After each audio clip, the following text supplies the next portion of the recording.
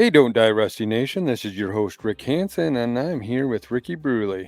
How's things over in Minnesota there, Ricky?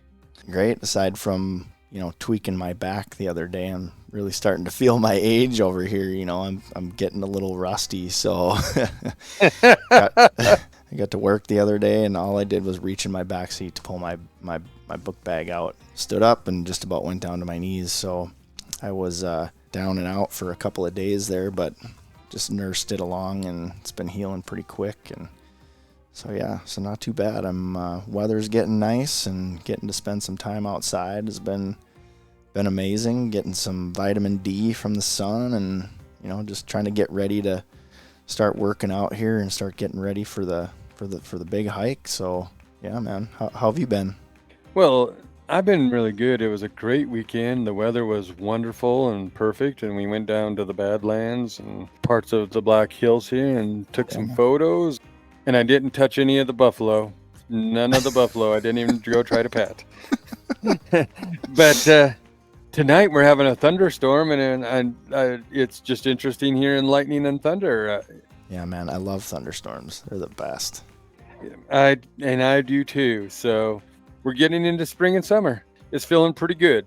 We're going to do part 2 of the Paul Eric episode.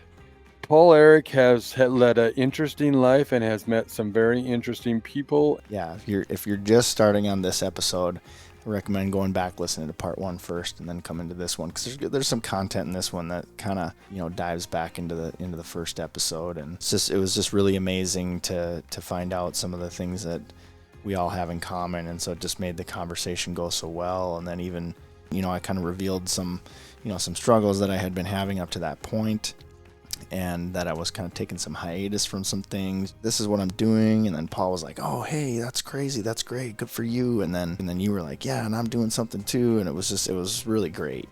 Just understanding if you have a problem or an issue, being able to identify if you're starting to get rusty in some areas, whether it's physically or mentally or, whatever. And then, trying to keep each other held accountable. And yeah, it was a great conversation that we had coming up here.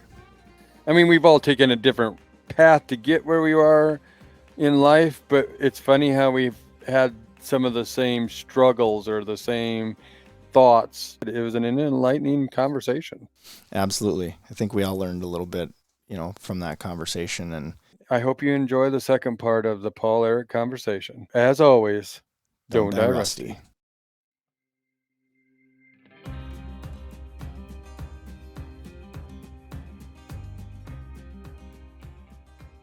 Welcome to the Don't Die Rusty podcast. I'm Rick Hanson, and we will be talking about living, not dying.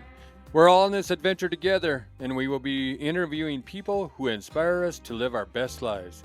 People with various backgrounds who will walk us down the trails they took to not die rusty. Adventure in life are many things to many people. It could be a sprint or an endurance race, but with each adventure, we become a better version of us. We hope you keep chasing those dreams, being the best you, and of course, don't die rusty. Here's a Don't Die Rusty thing. We can bring that back to Don't Die Rusty. Don't Die Rusty is about new experiences, and I've never had sake before. Yeah, I drink this rice water stuff. Yeah, and it's kind of funny because everybody that have you had sake? Do you drink sake? Sake? Yep. Love it. But yeah, so I'm a big fan of this stuff, and if it's good sake, I mean, I this one, as I was telling Rick earlier, I brought this because they're in Spearfish. There's not a lot of sake up here, not a lot of sake drinkers, as you can imagine, and I prefer the the unfiltered cloudy sake. I've got my favorites, but I brought this one to Rick. Excuse me, since he hadn't tried sake before, and this one, fun fact, ADHD and an internet connection. There's something like 28 or 29. I'm probably fucking that number up. Sake yeasts, and they're all controlled by the Japanese Sake Brewing Guild, and they do not allow them to be exported. There's only like two, I believe, two strains of this yeast that's allowed to be exported out of Japan. And so if you ever pick up a bottle of sake and it's brewed in the United States, run away. If you have an option to drink sake brewed in the United States versus sake brewed in Japan and that's imported into the States, go import all day long, because the shit that's brewed here is disgusting. And and you can get mad at me for saying that all you want, but if it's not brewed in Japan, it's not brewed with the good shit. Because they're not going to let us have the good stuff. If this is where sake comes from, is Japan, and getting into the Asian culture and how guarded they are on some of their stuff. I drive a Subaru. Absolutely love the Asian culture community and Japanese. The sake is, yeah, it's my favorite thing to drink. I can. But don't die rusty, new experiences. You got to try something all the time or learn, like I said, learn or experience thing. I've experienced this tonight. He's had like 4 glasses. It's crazy. We're not drinking little shot glasses of this shit either. Maybe this is why the conversation's the way it is. I don't know. Rick knows that I really love tequila too. And there's something about tequila that tequila. has to be you can't just drink any tequila. It's not, I mean, you can't go out and get a bottle of Jose Cuervo. It's just not going to do it for you. But that's part of, No. that's something we'll have to talk about when it comes to Don't Die Rusty, and we talked about the Mexican bull riders. We were talking about. I don't know if you could hear. I don't think you could hear us. We weren't in the studio, but we were talking about when I was a Boy Scout. I led a couple of the Boy Scouts away from the troop, and we got lost in the Gila Wilderness.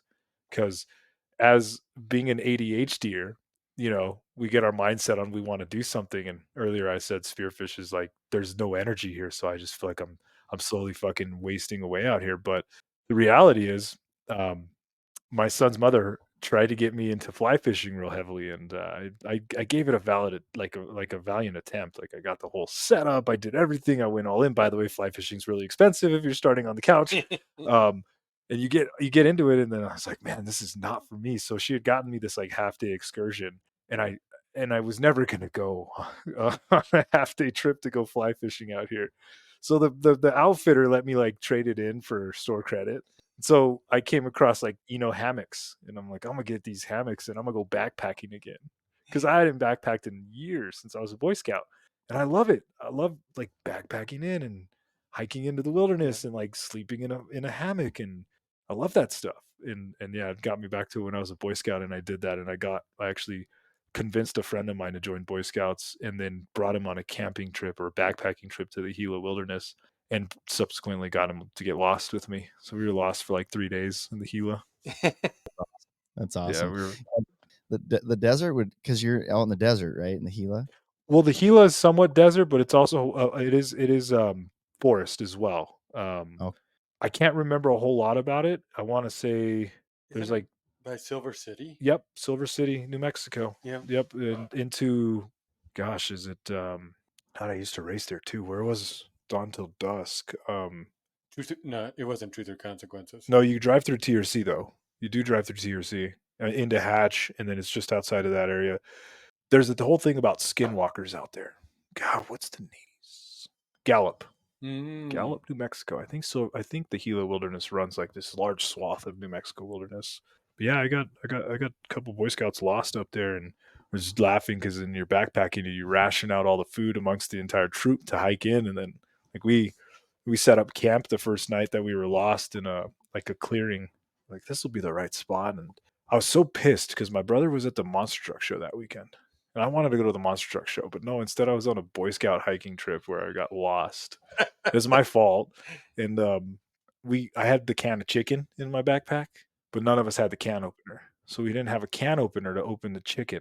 Like I just remember that, and then one of the there were 3 of us that got lost, and the 3 of us stayed in the group together, and one of the dudes had iodine tablets to make water drinkable. So like we were drinking water from the creek because like we're stupid, we don't know, we're fucking kids, and we're Boy Scouts, and we're lost, and like you can read the manual all you want, but until you're lost, you don't really know what you're gonna do. And we drank all our water the first night, Mm-hmm. and then like get water out of the creek, eating all the beef jerky and snacks the first night too.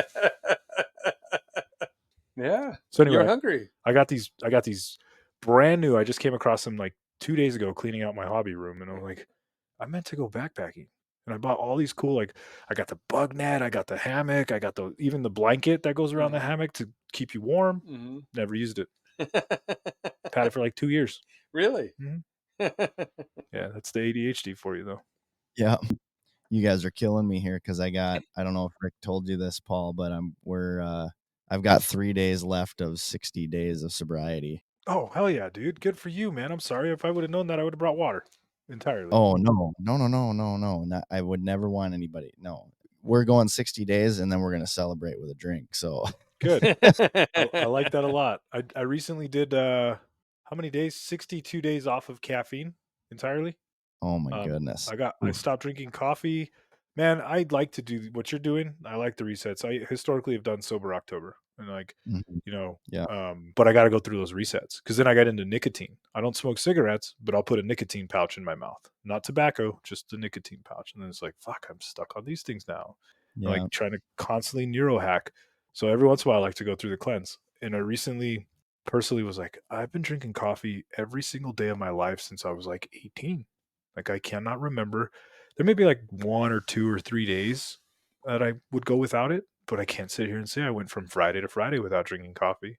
So back in October, September, end of September, I had drank my last cup of coffee like September 30th, I think, and then I had tea for a couple days. I was like, I'm gonna drink some tea, and then somewhere October 13th, I think, was the last day I had caffeine up until December 5th. Really? Yeah. I mean, I was watching when you said you weren't drinking coffee, not Hmm. no caffeine, and kept it on your stories. I was watching that. But I also believe that they talk about like just taking a food cleanse, like Hmm. don't a 24-hour cleanse or whatever. And in some people Fasting, right? fasting, Fasting. that's what Yeah. I Yeah. meant. But I consider it you're cleansing everything out, just drinking water. And some people say you have a liver, that's what your liver's for. But I believe that it's a reset too. You know what I mean? I mean that that reset to me is also mental. Hmm. It's like if I don't eat for 24 hours, we'll say, or longest has been I've done is 48, your stomach gets smaller.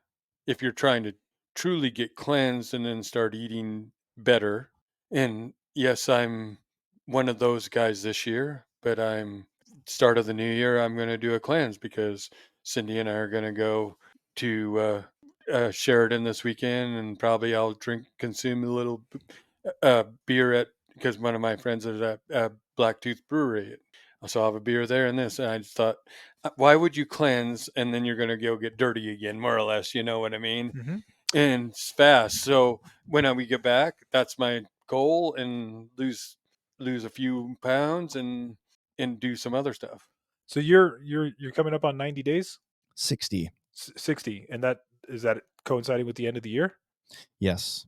Okay, good timing. Yeah, good time because it sucks when you're like sober October and then you got you know Halloween. Fuck, I can't do anything on Yeah. Halloween. It's funny trying to figure it out, right? Because so me and my wife do it every periodically. We've done this once before. And so every time we do it, we kind of learn some things where it's like, okay, let's maybe we shouldn't do it at this time because there's certain things that are going on. Kids make you want to drink. You know, people make you want to drink. So but what we found out about this time, October, it didn't quite work out for us I won't get into detail with that, but so then it was like, okay, well, we'll self-proclaim it no drink November, right? So, and then of course you're like, well, Thanksgiving, man, that's going to be tough, but it's like, well, if we keep saying that, we're never going to do it, so let's just do it. So the original plan was 30, and then we hit December 1, and I was just like, man, I'm feeling pretty good, I'm just going to keep going. And so then we're taking a trip to Sedona in a couple weeks here. That's our Christmas present to each other. We're going to go to Sedona. And so we thought, okay, that'll be the cutoff point. That's where we'll you know partake in a couple of beverages. And then we spent Christmas with family and no alcohol. And I was like, I can't do New Year's. It's just, and again, it actually wasn't so like, we've got great family. So, but it's just like you were saying with the ADHD thing. We were at the party, and there was just so much noise, so much going on, and we ended up leaving way earlier than we normally would. My wife had retreated a couple of times, like, just grabbed someone and pulled them into another room so she could just have a a reasonably quiet conversation with them to get away from the noise. And so it's like I've come to figure out, it's like, yeah, I guess it kind of numbs some of that too, numbs some of the noise that's going on around you. So it's like, so we're kind of excited. We're gonna celebrate a little bit here on New Year's Eve and have a couple drinks, and that'll be it. Then we'll hopefully get into a different routine though, instead of, because when we've done it in the past, it's like we always have good intentions to, maybe just stick to being a weekend warrior, but it's just a matter of time before it's like, okay, having a drink a day. And then sometimes it's like a couple days a week during the day, you're having 3, and then the kids go down, and then you got a 6-pack gone. And then, so Oh yeah. And having ADHD too, we have a hard time with like controlling that like the executive function of, oh, it's Tuesday night, I probably shouldn't drink. But then it is weird because it is ADHD. You pick up addiction a little bit harder than you do, I think, a neurotypical. Like I don't have any problem cutting stuff out when I finally make the decision of like, I'm done with this. I can cold turkey it all day long and I'll be fine. Although I will say, caffeine cold turkey has been the fucking worst. Like, I had night sweats for 3 or 4 nights. Day 7 rolled around and I was sweating like crazy, and I was the first week I just felt like I was stupid. And it was wild because I was like, I can't think straight. I can't do anything straight. And then I got into nicotine. So this year finally hit the hard reset. I was like, I'm getting off coffee, and then I'm getting off caffeine. And the same day I'm off caffeine, I'm off nicotine. I'm not drinking any alcohol whatsoever. So I got rid of all of that. And um, it wasn't until like day 10 where I was like, all right, the fog is lifting, and I get headaches like crazy. So I'm if I'm not hydrated, I got a wicked headache. And I thought it was going to be the death of me. I was like, if I get off coffee and caffeine, what am I going to do with my life? Mhm. Best, best, best 60 days of my life, I think, as an Good for adult. you. How was your headache? Did I you did, have a caffeine headache, getting off it? yeah, I had far less headaches off of caffeine than I had while on caffeine. So even to this day, I had a cup of coffee this morning, and I mean, I didn't drink a lot of coffee. If you followed my page for the last several years, you would see me brew coffee on a damn near daily basis. Like, Yeah. that's all I would share with people. And I I went, 62 straight days with no coffee, and it would have been something like 45 days no caffeine whatsoever. 55 days, I'm sorry, no caffeine whatsoever. The day I drank coffee for the first time again was having to catch a red eye flight. I was like, I'm gonna have a cup of coffee in the airport, and I didn't like it. Really? Yeah, I didn't like the coffee anymore. I was like, this coffee sucks. Like, so then I brew my own coffee at home with the Chemex, and I'm like, all right, I'm gonna have a cup of coffee again. Let me, I already broke the seal. Let me try this again. No, I was sitting in the American Express lounge actually in Dallas Fort Worth, and I Mhm. was like, they got an espresso machine. Let me pull a shot of espresso off there. And I drank it. I was like, woof. Hmm. But for the first time in my adult life, I felt that, oh my goodness, I've got caffeine in my body. Like, whoa, let's go. Was not the move for getting on an airplane. Because then I'm sitting there, I'm like, fuck, fuck, fuck, fuck, fuck, caffeine, caffeine, caffeine. Like, so you completely reset it. And it's funny Mhm. because I hadn't my entire adult life, I've had coffee and caffeine in some capacity. And going 60 days without it really showed me like caffeine in coffee is fake energy. It's not real energy. So you're just tricking your body into thinking that you have energy that you don't have. So you were doing cold plunges in the river, Yeah. in Spearfish Creek. Oh yeah. When was your last time to do that? Were you still doing it when you got off coffee? Yeah. Oh yeah. I couldn't Um, remember when you ended. You said like this is going to be my last one, and I can't remember when that was. so I was actually taking coffee to the creek, and that would be, I'd get in the cold plunge and then I would have my coffee. Uh huh. So I would brew the coffee at home and then drive to the creek and then get in the creek and get out of the creek, 5 minutes in the water. And actually with my son's grandfather Dane and his um, um, I guess Craig's going to be Gray's uncle. Mm-hmm. He Yeah, I got the group together. I was cold plunging after the Dakota 50. Like, before the Dakota 50, I was getting in the cold water and just like sitting there and letting my like legs recover. And then in the summertime, I think the warmest that the creek gets is 55 degrees, even at peak summer, which is Yep. which is nice.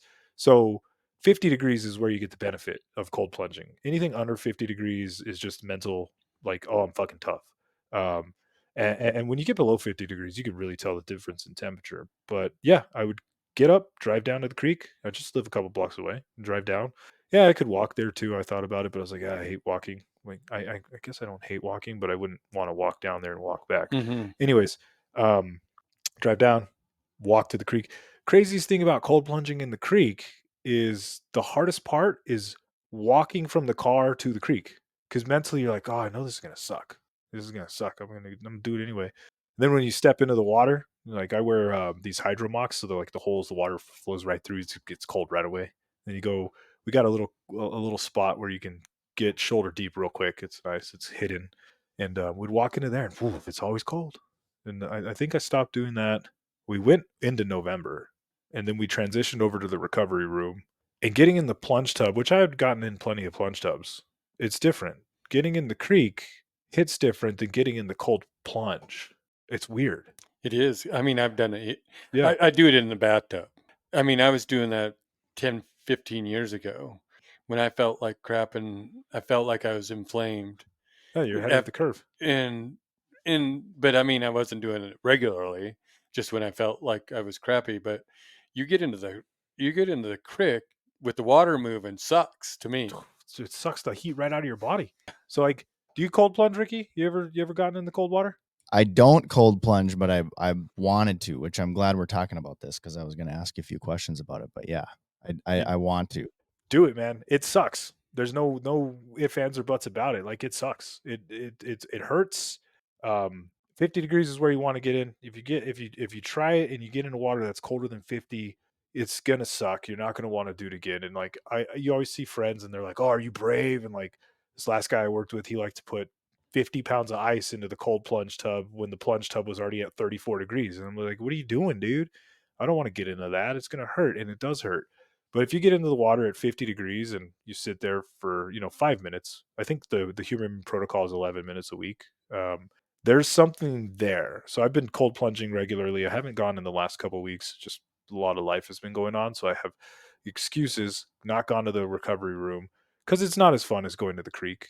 Getting out into nature, walking into the water. There's something there. Like you wake up, bed's nice and warm, especially as it starts to get cooler here. And you're like, oh, my bed's warm. And then you get out and you drive down to the creek and you get out of the car. You're like, oh, I'm in shorts and I got a towel around my neck. And people are in full sweatsuits walking the park. And you're just like, I'm going to go get in this water. And then you get out of the water. The buddy system's huge because, like, if you see your friends are suffering with you, you're like, all right, I can do this. They're suffering too. And my son's grandfather, Dane, I don't know how much you know about Dane No. around here, but Dane, he's an animal. He's the oldest one of the group that's walking into the creek, and he's just bunkering down right to his neck right away. And I'm like, oh man, I'm going to tiptoe into this today. And then you see that, and you're like, all right, I'm going to do it. Anyway, when you suffer with other people, you're going to sit there and suffer too. And then you get out, and you're no longer cold because the water's colder than the ambient temperature, so you don't feel cold. And then you towel off. Admittedly, the towel hurts because your skin's on fire and you're glowing red. There's like this, but once you get out of the water, your perspective on everything it's instantly changed. You hear these guys talk about like, oh, I get the serotonin, the release, the endorphins hit, and everything. It's instant, absolutely instant, and like gives you good clarity. So I went from regular cold plunging in the creek to all right, I'm going to get off caffeine and I'm going to use cold plunging to push me to that point. Cold Hmm. plunge is going to wake me up. It's going to make me feel good. And it sucks because I go to the creek and I get in the water and I'm like, I want a cup of coffee while I'm sitting in here. But no, push through it and yeah. Did you miss anything about like the aroma of coffee when you you stopped drinking it? So funny thing is, I stopped drinking it at the same time I started helping a local friend here in Spearfish start roasting coffee. And um, I got a buddy Lee Eddy at Yep. Flurry Brewing Yep. hits me up, and he's talking coffee, and man, it just timing is crazy. And I'm like, I'm gonna get off coffee, but I'm gonna still go down here and I'm gonna do content with you with coffee, and I'm gonna roast some coffee with you, and you're gonna drink coffee in front of me, and so the aroma aspect, we can go so many different routes with this, but um, olfactory senses in the morning when you smell coffee, they say that that's 80% of the energy bump you get from coffee is just from smelling it and awakening your senses, just smelling olfactory. So when I had a couple days where I was like, fuck, I really want to drink a cup of coffee, I would grab a bag of coffee that I have and just smell the bag. Just like, all right, I'm good. I'm good. I don't need to drink it. I'm good. I smell it. And then yeah, now that I went that long and what's today? Today's the 27th. So I think it was the 4th or yeah, the 4th of December was the first time I had coffee again. And I was like, ugh, not really feeling it. And then I've probably had a cup on Saturdays and Sundays now. So what's that, 3 weekends? So I probably had about 6 or 7 cups of coffee. It's just not doing it anymore. It's not the Huh. same. It's weird.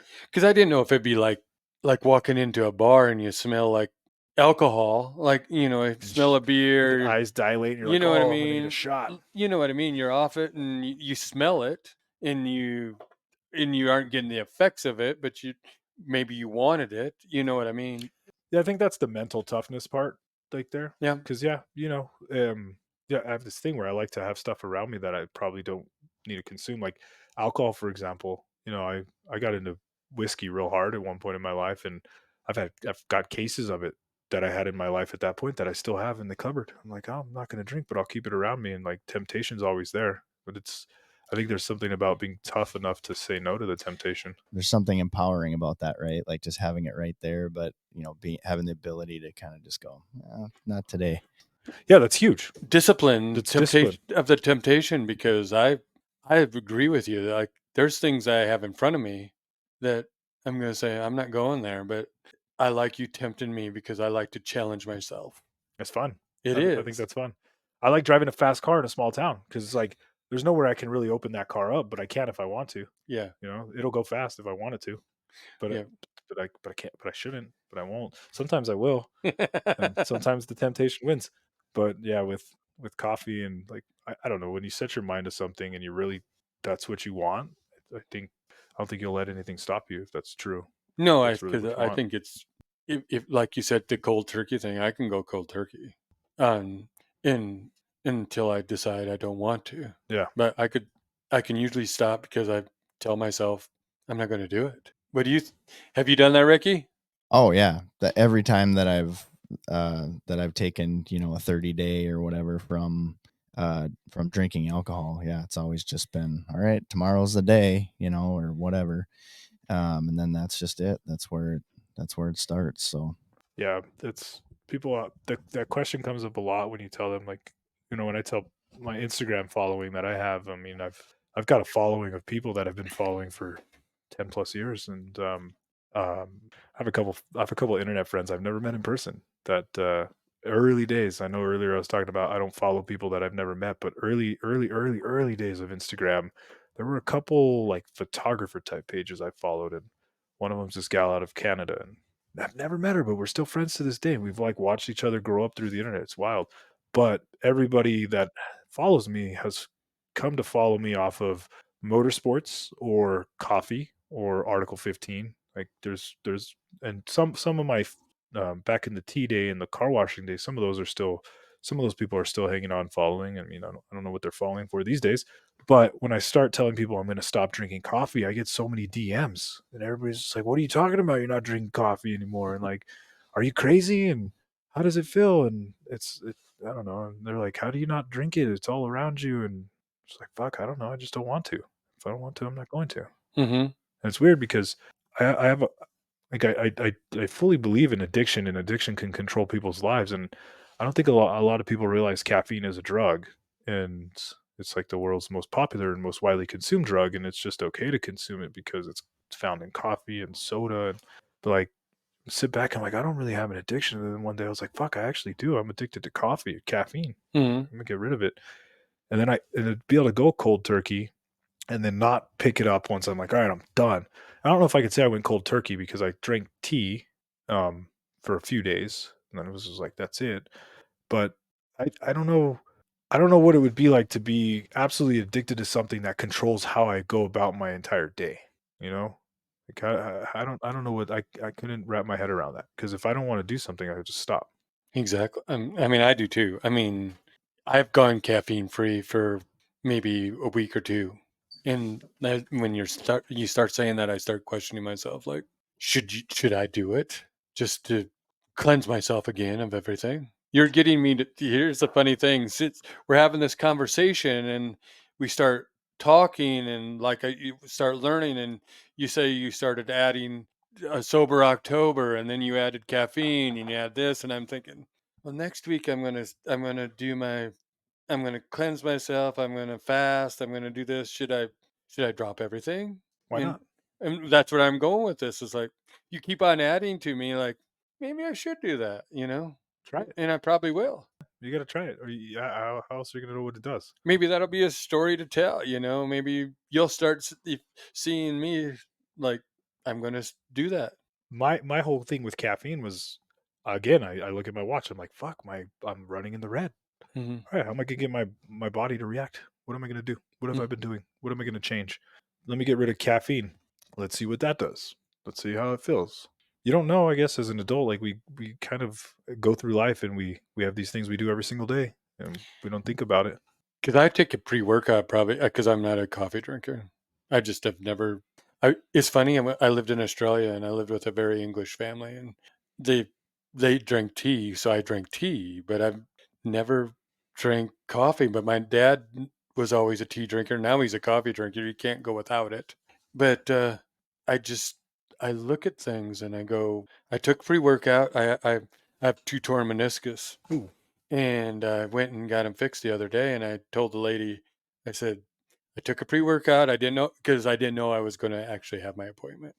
It's a I got vasodilator. lucky, we'll just say. And I said, I took a pre-workout before I came to work came here before I went to work because I go do a walk and I get in this. I think it's more habit, and my blood pressure was up. And that starts making me think like, maybe I need to cleanse my body of all the impurities that are in it and see where I can go from there. Because we were talking about earlier, it's in America, it's throw a pill at it. Mm-hmm. And I don't want to throw a pill at it. I'm not going to go to the doctor. This is me personally. I don't play a doctor at home and I'm not going to go to the doctor until I have tried to heal myself. And if I can go 30 days or longer, maybe when I get here, if I take the caffeine out, do different things and get the blood pressure down. It did go down after that. But what I'm talking about is the caffeine raised it up. It does. What's your blood pressure? What was your blood I'm pressure? normally around 120, Okay. but it was 148. Okay. Over what? I think it was 70 Okay. something. So my dad has high blood pressure and I'm genetically predisposed to it, and Uh-huh. I've been dealing with high blood pressure for the last couple of years. Actually, I was what you would consider stage 2, and that was a big consideration when it came time to, like, well, what can I do to help?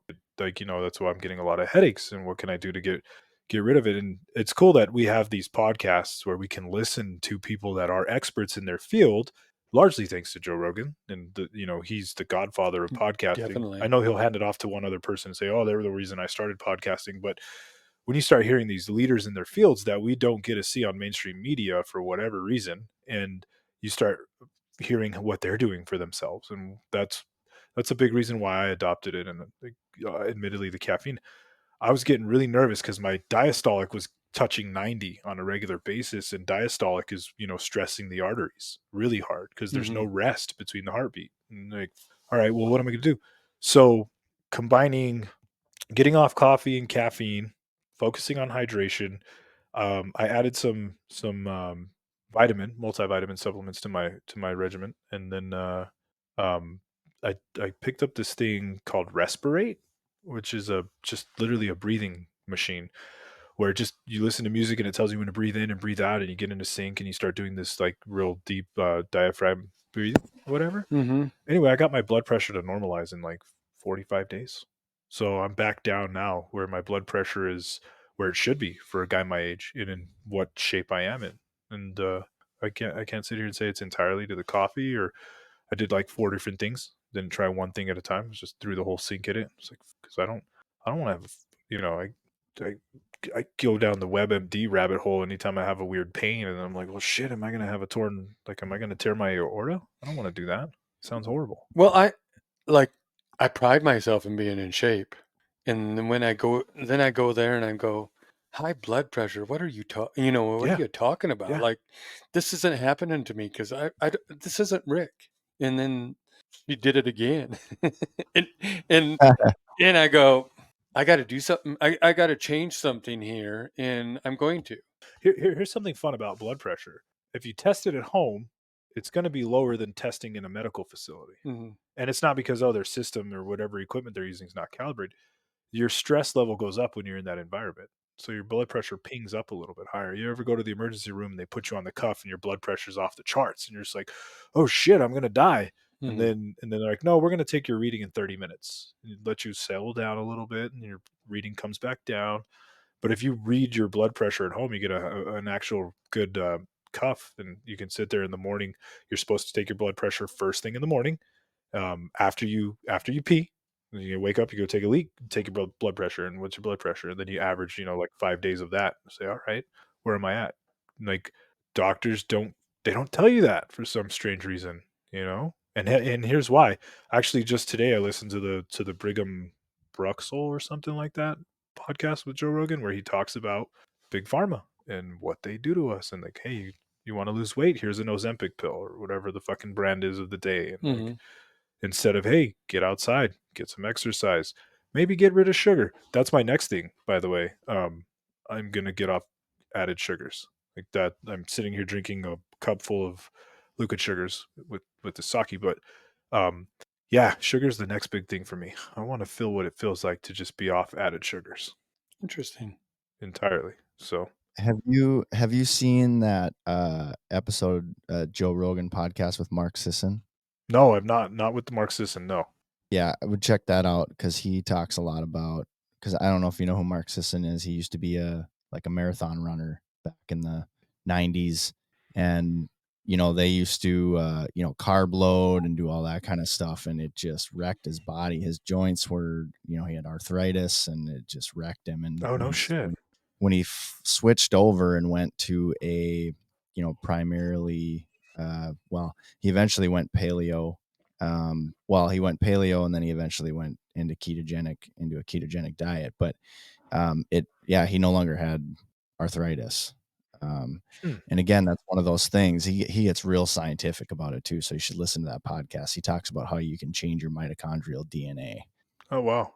Yeah, I'll have to listen because that's another thing. Being ADHD is like, where do you get the dopamine? Hey, if I go eat this brownie, I'm gonna get an instant surge, or if I chug this soda, I'm gonna get a quick pickup and like get the dopamine off of it. But yeah, getting off sugar. So I think in order not to die rusty, we have to throw ourselves to these things. Like, hey, what do I have coming in my life on a daily basis? Like, what am I consuming, and is it good for me? Is it benefiting me, or what would life be like without it?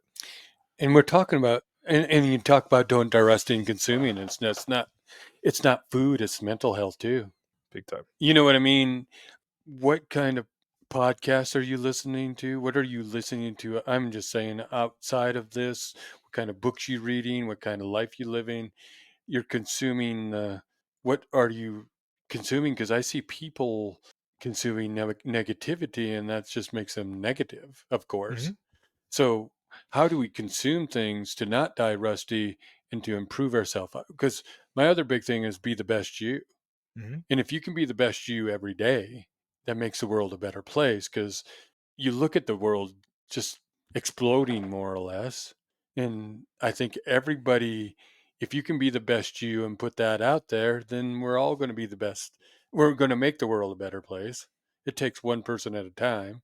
I mean, we look at history and you look at people that have changed the world one person at a time. Like, you know, you can take you can look at all kinds of different people that we have looked at, and they may not have changed it in their time, but they have changed it throughout time. Yeah, hopefully folks that listen to this, they're inspired to like, hey, if you're thinking about taking a cleanse or taking a break from something, and even in that conversation, like maybe that's the fuel that they're gonna need, and they'll be a better version of themselves on the end of that. But I think that in today's world, we are seeing so many different things going on at all the time, and it's mostly negative. There's not a whole lot of positive going on. That's you have to like seek out the positive stuff. Because I mean, people, what makes me laugh and are the people that are trying to be inspiring, we'll say, excuse me, but they say the reason that we're in this predicament is because you're scrolling. Well, let me see. You just posted that on Instagram yourself. So what were you doing on Instagram or whatever? You know what I mean? You can be inspiring.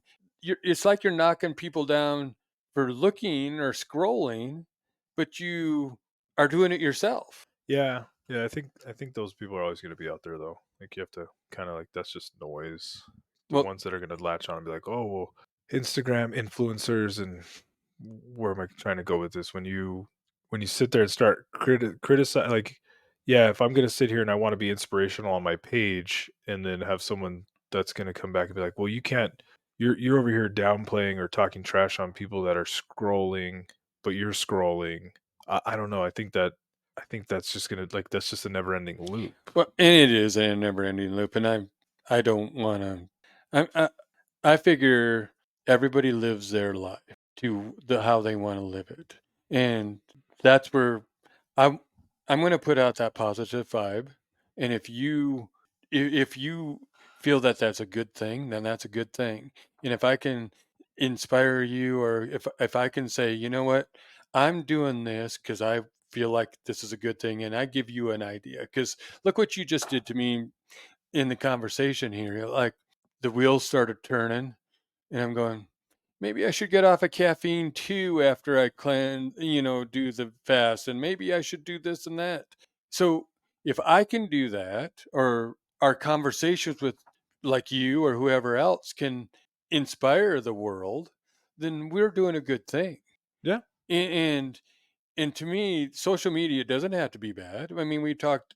You were you're one of the first few on social media. I yeah, mean, I when I had this kid come up to me and said we were looking at him and he said Facebook, and I said, well, I'll be your friend. You know what I mean? Kind of joking with him, not knowing anything, and look at where we are now with like social media. yeah. I have a love hate with social media.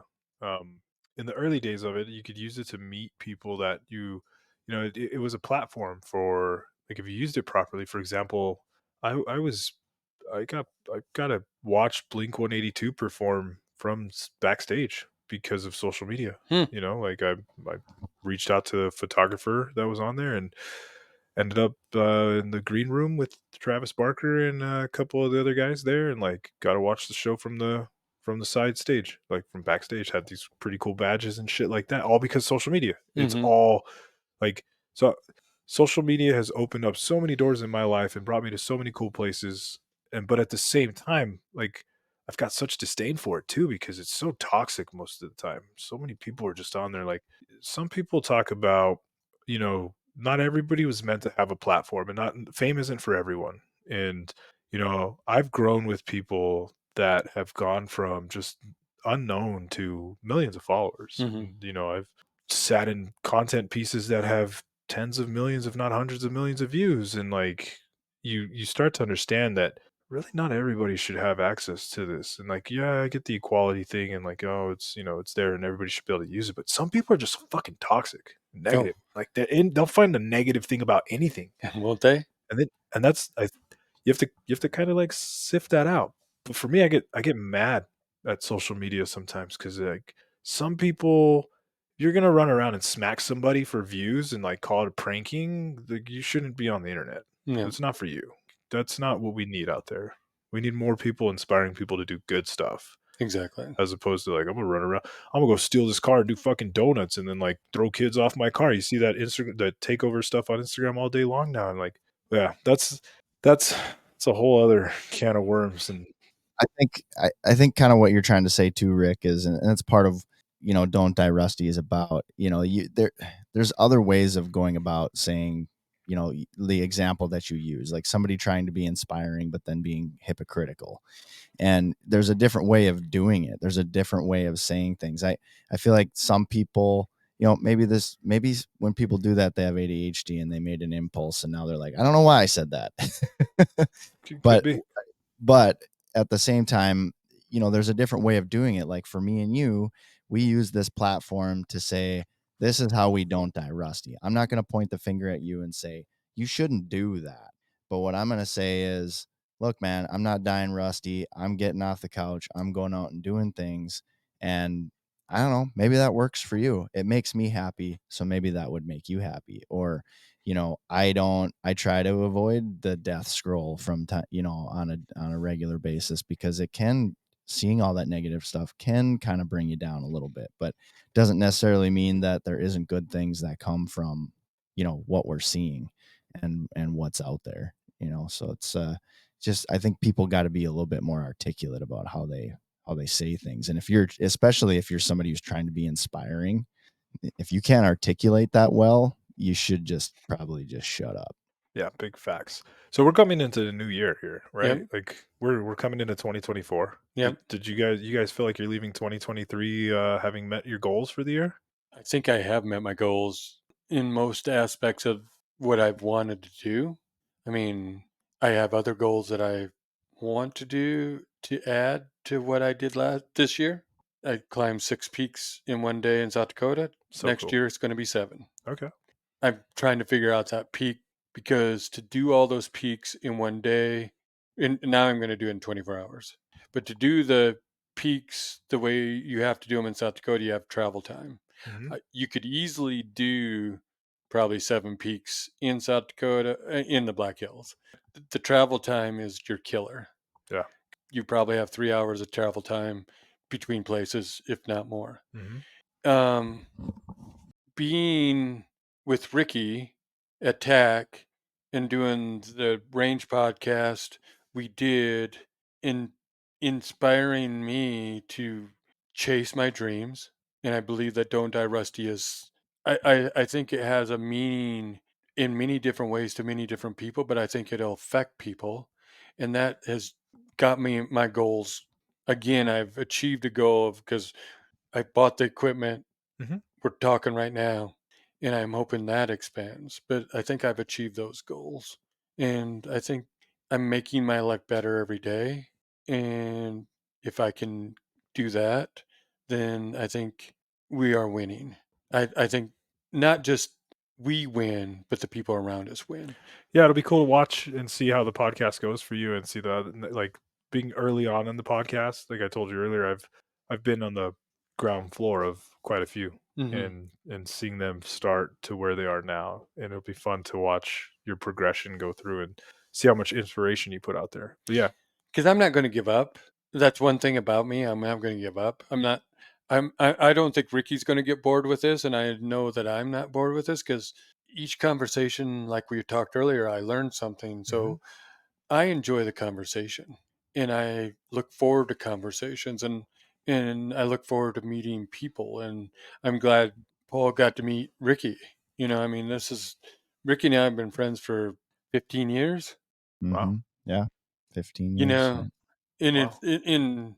if we met over the phone, and then we became, and then we met in person and have been friends ever since. That's awesome. And for him to take the chance to be with me and to kind of see the goals in the direction I wanted to go, that's good. So I think I'm getting him. How about you, Ricky? Yeah, I mean, we're 30 episodes deep on the Range podcast, and I'm not bored yet. So I feel like if I figure if I can get past the first, what is the I think they say the average. Not most podcasts don't get past episode 7. A Oh wow. Is it majority only 7? Oh wow. 7. Wow. Yeah. Yeah. And so when I hit that benchmark, I'm like, all right, this is good. This is good. And now all of a sudden we're episode 30, and I've got 5 more episodes in the can there. And then however many episodes we got rolling right now for this. So I just, and especially this moment right now, you know what I mean? Like meeting you, Paul, and I can't wait for the day when I get to shake your hand, in person and clink a glass of sake, hopefully, and just have a conversation again. Because every single time I sit down and have these chats and then relive them during the editing process and everything, it's just it's always very inspiring. And so yeah, I'm 2023 has been probably one of the biggest learning years for me in over a decade. Oh I've wow. learned more in 2023 than I've learned in a long time. Yeah, I'm motivated and I'm excited about this stuff, and not just the podcast, but in my career as a whole, because I'm a creative director. I deal with a lot of marketing stuff too, and I've learned a ton in that area, and I'm really excited to apply all these things that I've learned in the upcoming year. How about you? That's great. You achieving your goals? 2023 has been a weird one. It's been a weird year for me. So I don't think I'm where I want to be. And like, coming into this podcast with you today in this Mm. conversation, I like I told you, I said, man, don't die rusty. It's speaking to me right now because I feel like I'm getting rusty. And Ricky, you want to talk about the bike racing, and yeah, that definitely is not dying rusty, getting back on the bike. But I'm gonna close 2023 with a like, I'm glad that year's over. I'm fucking done with this year, and I didn't hit the goals and expectations I had. But, not every year can be a winning year, and I'll go into 2024 ready to just I feel like this year I kind of just bounced around and almost went with the flow, which is very abnormal for me.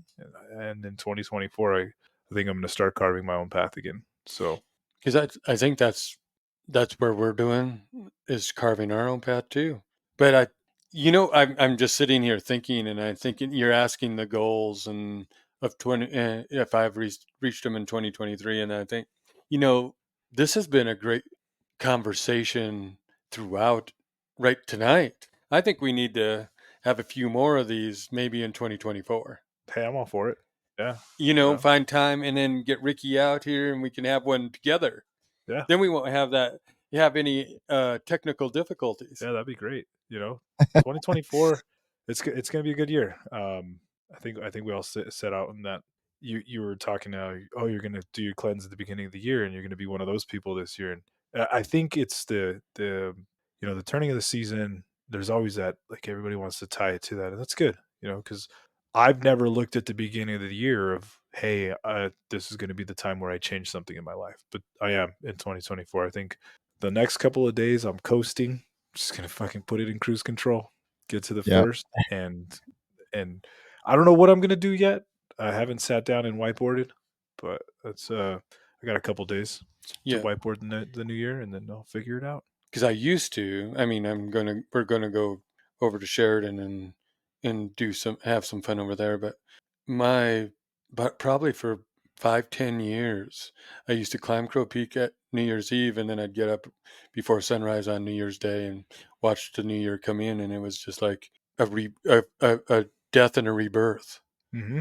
And I'm not going to do that this year, but it's like I think the death of 2023 will be all right, but I'm looking for the rebirth of 2024 where Don't Die Rusty starts moving forward and things start happening, and maybe the word gets out that this is pretty cool, and I'm in Ricky too. I assume. I'm not assuming. I know, but when we were talking about social media, I'm not here. I'm not here to talk about it. I'm here to lead by example. There you go. And I'm not saying there aren't bad days in life because there's always bad days in life. But you wake up in the morning and you decide how you're going to lead your day. Mm-hmm. This is And true. for me, going for a walk, like like you saw, Bella's getting older, so she doesn't go anywhere. So if I have to go to work different times, I walk different things, but I get out there and breathe in that fresh air, and that's where I get the time to think and be by myself a lot. And my leading by example is showing you that there is a sunrise. If I admit that I have a portfolio of pictures that every picture I put on is mine, but there might be days I have a different angle of a sunrise or I see different things while I'm doing this. And I add those pictures when I don't have a sunrise. But every day I decide how I'm going to start my day. And I'm not saying people can't try to ruin your day, but I'm saying if you go into that day looking forward to what's going to happen, I look forward to who I'm going to talk to. I look forward to what could happen. I look forward to I mean, like today, I knew that I was going to go push snow, but you know what I got today? So here's a funny thing. I got to uh, go push snow, but so I had those shocks. I get to listen to a podcast while I'm pushing snow. How you get to do that at work? So what I'm saying is, you get to listen to you get to choose how you want to live this life. Mm-hmm. And you get to choose how you start your day. You get to probably choose how you end your day.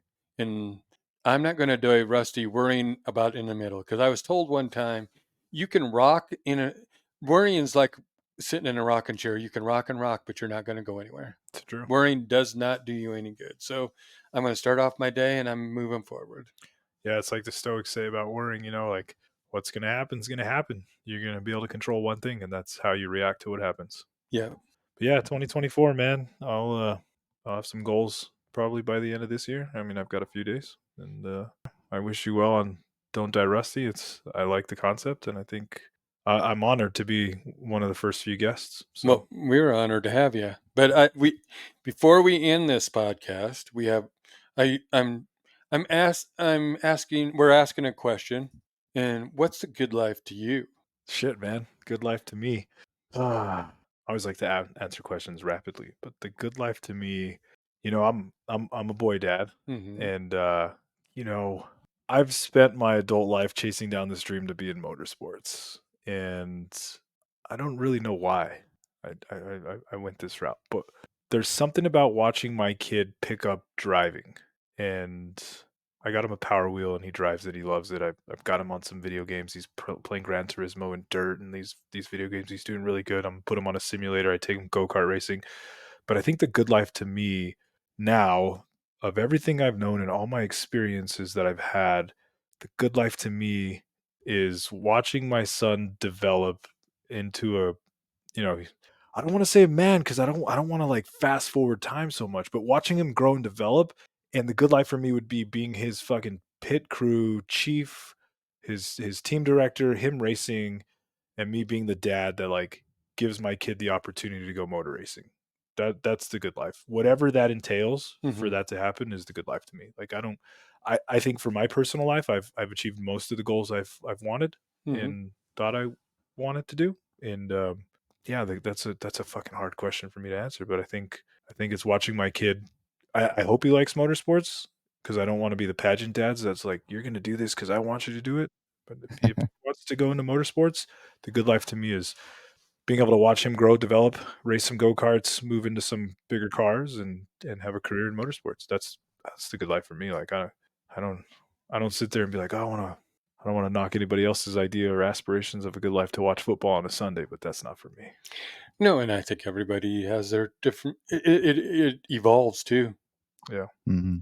it does change. It's not a static answer. It changes.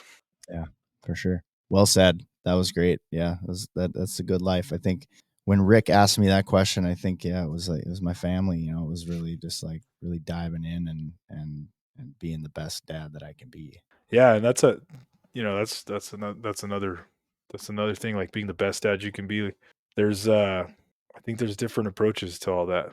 Like what is the definition of being the best dad? Because sometimes there's I know we're trying to wrap here, so I don't want to go. No, you're I good. don't want to Yeah, open up that conversation, but yeah, family's big. I can't sit here and be like, oh, the nuclear family's big, because obviously I'm not in a nuclear family. So yeah, just being, like you said, being the best that I can at that. but you better hope that he doesn't grow too fast, because we'll be seeing a blue streak going through Spearfish here. I see him sitting in your car when you're cleaning it and doing this and that. Dude, I let him drive. I let him drive. He sits on my lap. I let him drive the steering wheel. I'm like, I put little inputs. I'm just like, fuck, his mom hates it, but whatever. We're in a small town. Yeah, I know. We're not getting on the highway Yeah. from the grocery store to the street. I was just, I see those, like, he's going to be wanting to drive that car. He's going to be like Ferris Bueller taking off on the day. And when that day comes, I don't think I'm going to be mad. All Because right. I'm going to look at him and be like, you know what? The moment my dad left the keys to my 68 Bronco, which I still have unattended, I got in that thing and I fucking drove it. And I tried to park it exactly where my dad left it. And I learned how to do my first burnout in a 68 Ford Bronco. Huh. with a 3-speed transmission. And you know what? If the time when my kid gets old enough, if he decides he's going to take my car for a day without telling me, as long as he doesn't crash it, I think I'm going to give him a high five. Well, there you go. Yep. So That's my boy, right? That's my Yep. boy. Yep, I wouldn't expect anything less. So And again, man, just been a pleasure chatting with you and getting to know you a little bit, and just man, you got some stories, and I love that, and that's the big thing that we love about this, and I appreciate you opening up too, because when I kind of got a little bit excited when you had mentioned ADHD, because I was like, well, because some people don't want to talk about that. Some people, maybe not ADHD specifically, but if they have, some people look at that as being some sort of a disability, and I don't see it that way. I see it as you are who you are, and you've had a lot of success in life, and it seems to me, based on the things that you've said, that you feel blessed to be where you're at and the life that you have. And so I love that you just embrace it, and we look at it as a superpower. And we got to know you on a really deep level, man, and that's what we want to do. Yeah, right on. I appreciate it, and thank you guys. This was fun, so. And I hope we have more conversations. Thanks, Ricky. Have a good night, man. Take care, bud. You too. Catch you later.